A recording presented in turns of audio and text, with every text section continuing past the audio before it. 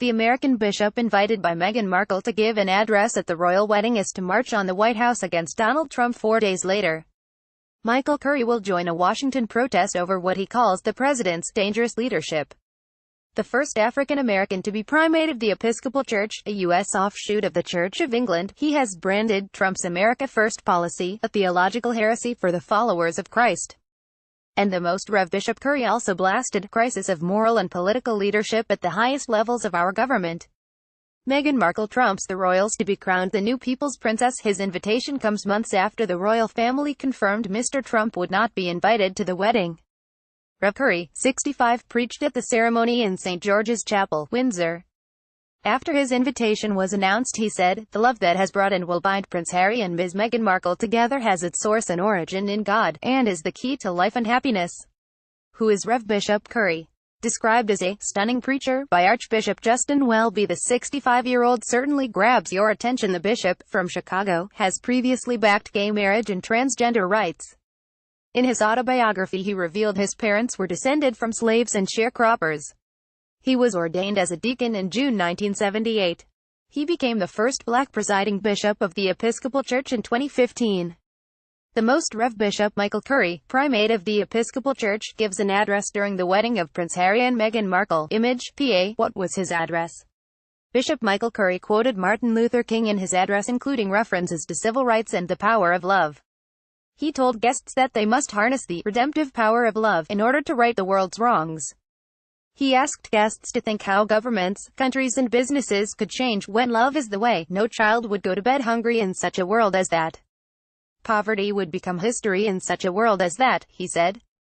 The love of which we speak is not only for couples getting married or just for interpersonal relationships, he told the congregation. Jesus of Nazareth taught us that the way of love is the way to a real relationship with the God who created all of us, and the way to true relationship with each other as children of that one God, as brothers and sisters in God's human family. He also quoted controversial Jesuit and Roman Catholic theologian Pierre Teilhard de Chardin, who said in his 1934 book The Evolution of Chastity that if human beings ever harness the energies of love, then for the second time in the history of the world, we will have discovered fire. Zara didn't know what to do with herself when he was preaching in a nod to his roots. He also referred to spiritual passage, "There is a balm in Gilead," which is used as a hymn in African American churches.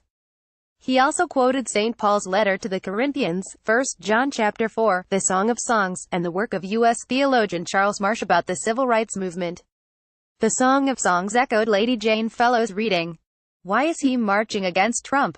His latest attack on Mr. Trump came in a letter to the president last week, which Mr. Curry signed along with 22 other Christian leaders. It said, "We reject the resurgence of white nationalism and racism in our nation on many fronts, including the highest levels of political leadership." Religious commentators also believe the letter accused Trump of repeatedly lying in office, even though it did not name him explicitly. The bishop has attacked many of President Trump's policies. Image, Reuters. A key passage read, "We reject the practice and pattern of lying that is invading our political and civil life. Politicians, like the rest of us, are human, fallible, sinful, and mortal. But when public lying becomes so persistent that it deliberately tries to change facts for ideological, political, or personal gain, the public accountability to truth is undermined." Last year, Rev. Curry's church slammed a decision by Trump to revoke one of Barack Obama's policies in a bid to restrict the rights of immigrant children. He and more than 120 bishops claimed it would endanger the lives of thousands of young people and their families and run contrary to the faith and moral traditions of our country. Another letter signed by Rev. Curry said, "It is unfair to threaten the well-being of young people who arrived in our country as children through no choice of their own."